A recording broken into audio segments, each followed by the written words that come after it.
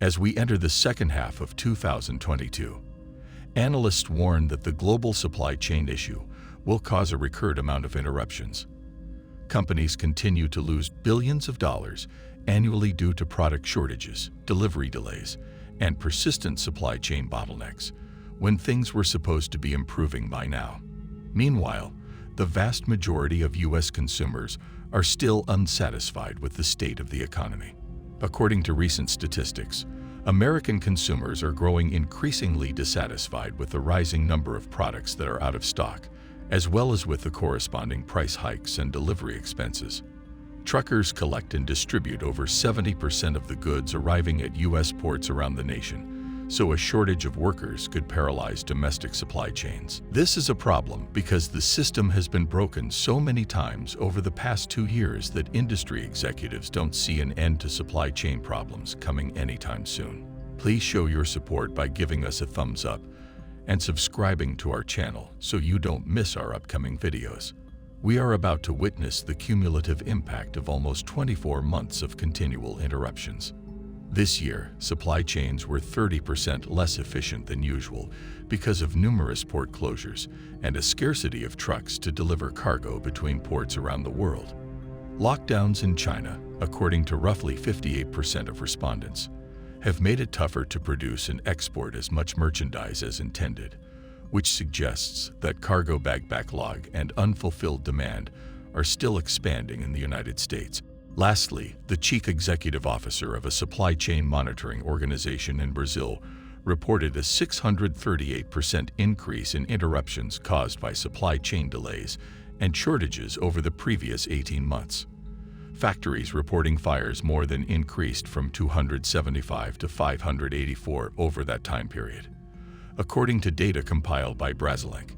With almost 20 million containers piled up in ports all across the world, ICE Market's newest PMI survey found that delays and delivery times are the worst they've been in 25 years. Supply Chain Dive published a survey in May that looked at the effects of supply chain disruption and how companies were preparing for them.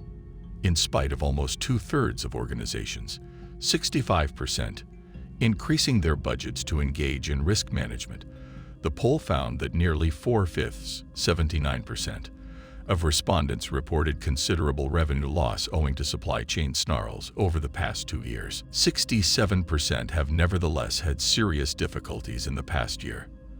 The shocking truth about chargebacks is that most companies are still losing money because they don't know about them. Another surprising finding from the survey was that nearly half of the businesses questioned had no idea how much money was lost due to supply chain chargebacks and related penalties and fees.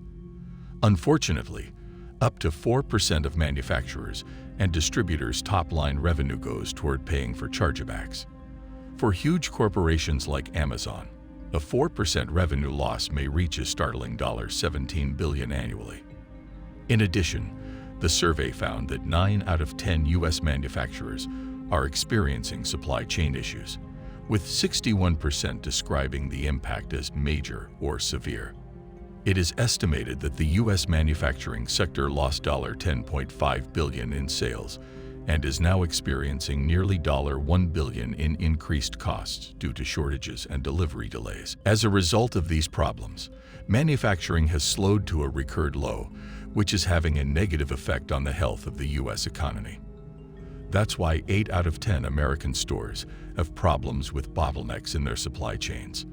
8 out of 10 U.S.-based businesses reported supply chain interruptions since January 2022, with 58 reporting lost income and 56 reporting lost consumer trust, according to a new survey by Blue Yonder. Broken supply chains are causing issues across the board, costing businesses a lot of money.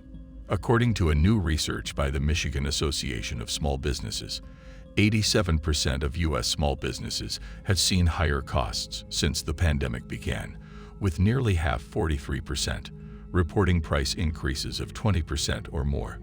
20% of U.S. small business owners are still negative about their company's long-term viability, according to a recent survey.